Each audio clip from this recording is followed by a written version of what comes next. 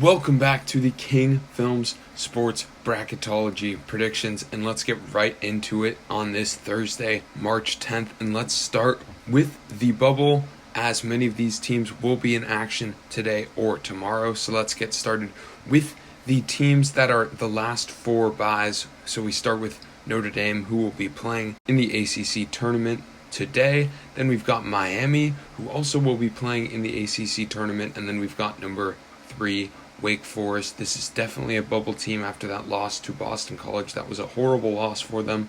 And we've got SMU, who will be playing tomorrow in the AAC tournament. They are definitely a team in need of a win just to make themselves safe on this bubble. Then we move to the teams in the play-in games. We've got Indiana, who plays Michigan today. Virginia Tech survives and advances in the ACC tournament. They will play today as well. And then number 7, VCU needs a strong showing in an A10 that is currently predicted to have 3 teams, 2 of which are on or near the bubble. You will see Dayton in just a moment. Then we've got 8, Wyoming, who dropped a couple games down the stretch in the Mountain West. They need a good Mountain West tournament showing. Then number 1 on the out mark, Xavier has work to do, but they don't have any games to do it as they lost in the Big East tournament to Butler. That is a horrible loss for them. Then we've got number 2, Florida, who will play fellow bubble team Texas A&M, number 6 on our out list. And we've got Creighton, who needs a good showing in the Big East. They play today as well. Then we've got number 4, Dayton, aforementioned. BYU is another team that needs to do work, but they don't have any more games after their loss in the WCC tournament to USF. Number 6, Texas A&M, already covered them. Number 7 is a team that a lot of people do not have on their bracketology bubbles, but I'm going with Oklahoma here. They're 17-14. It's not a great record, but we had a Texas team that was just about 500 a couple years ago be a great seed in the NIT. So I think if Oklahoma can get it done against some of this marquee Big 12 competition, starting with Baylor today, I think they might be able to sneak into this tournament. They have a lot of meat left on their schedule. And then number 8, Virginia, another team that escapes with a win over Louisville in the ACC tournament. They have a bit of work to do and not a lot of marquee opponents to do it against. Now, let's get into the bracket, and let's start with our top left team, Gonzaga, at the number 1 seed. They play the winner of UC Davis and Nichols. Neither of those teams have clinched their bid yet. Then we go on to Michigan State out of the Big Ten, who has a pretty easy matchup in the first round. Click in the top right if you want to see our Big Ten tournament predictions. Then we've got San Diego State at the 9 seed, who could use a good Mountain West tournament to secure their seed, maybe even move them up to the 8th. Then we've got 5 seed Arkansas, who will play in the SEC tournament as the 4 seed. And then they would play South Dakota State, a 2-loss team out of the Summit League, and they capped off an undefeated conference season with the tournament championship, securing themselves the auto bid so they do not have to sweat it out on Selection Sunday. And we've got number 4 seed Texas, who plays TCU tonight. We'll see TCU just a bit later in this bracket. Then we've got Duke, who suffered that loss to UNC. I could see them at this 3 seed, maybe even a 2 seed if they are able to win the ACC tournament. As you can see by their positioning in the bracket, they are the top overall 3 seed. Then we've got Alabama, who will play in the SEC tournament against Vanderbilt. We'll see who is able to win that one in the 6-11 matchup.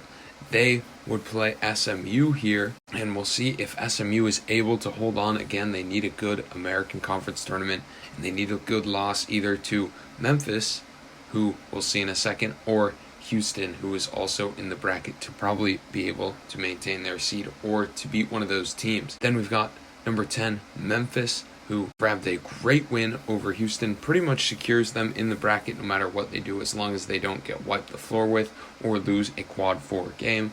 At the number 7 seed, we've got USC, who's on a 2-game losing skid against ranked teams Arizona and UCLA. We'll see what they do in the Pac-12 tournament against Washington today. Then we've got Villanova, who will be playing in the Big East tournament. We'll see if they can try and improve on their 2 seed to try and get a favorable region. Moving on to the second quadrant, we've got Arizona at the second overall seed.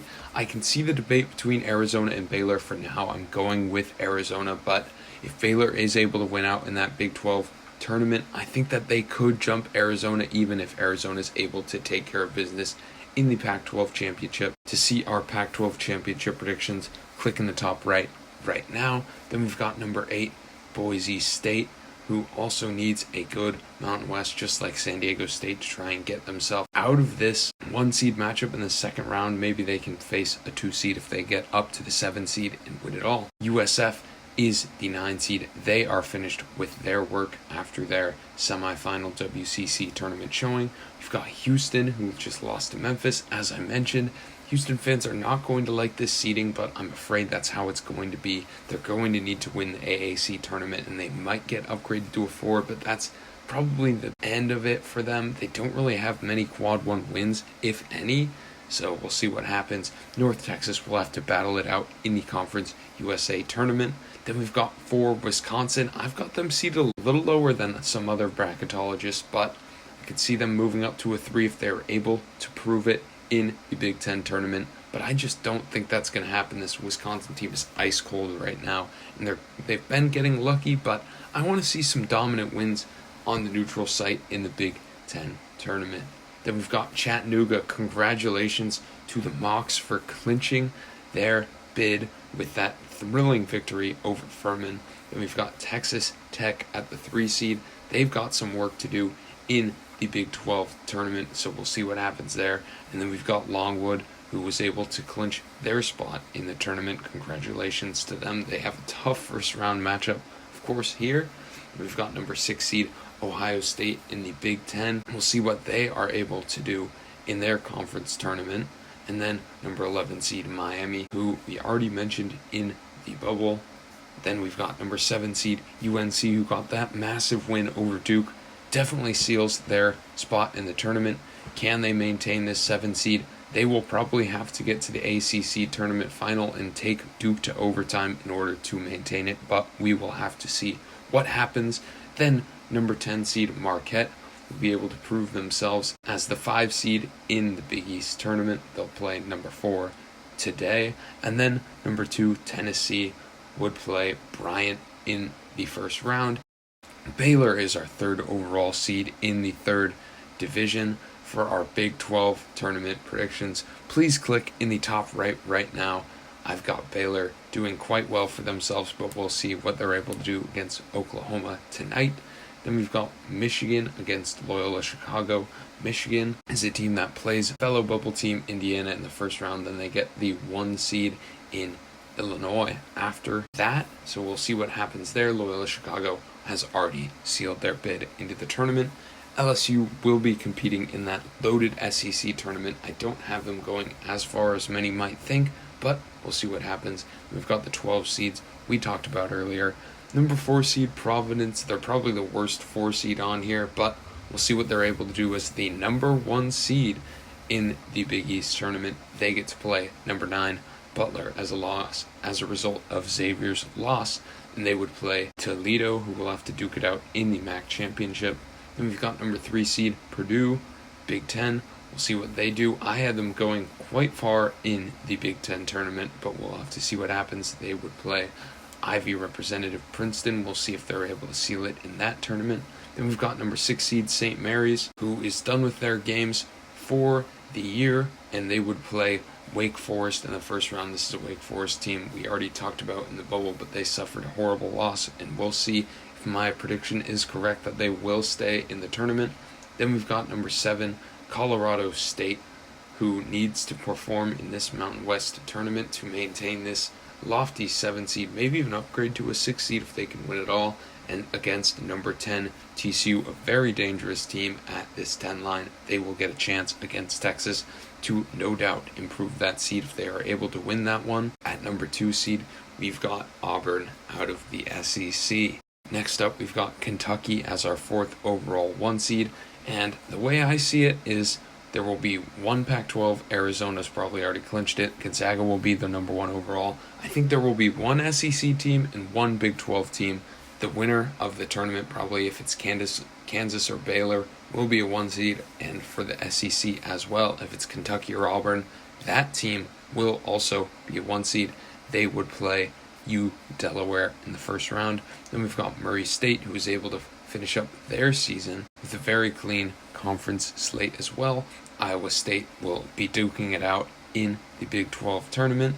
We've got UConn, who is the 5 seed. They would be playing those bubble teams we talked about earlier. And we've got number 4 seed Illinois, who's actually the number 1 seed in the Big 10 tournament. We'll see what they are able to do with that berth.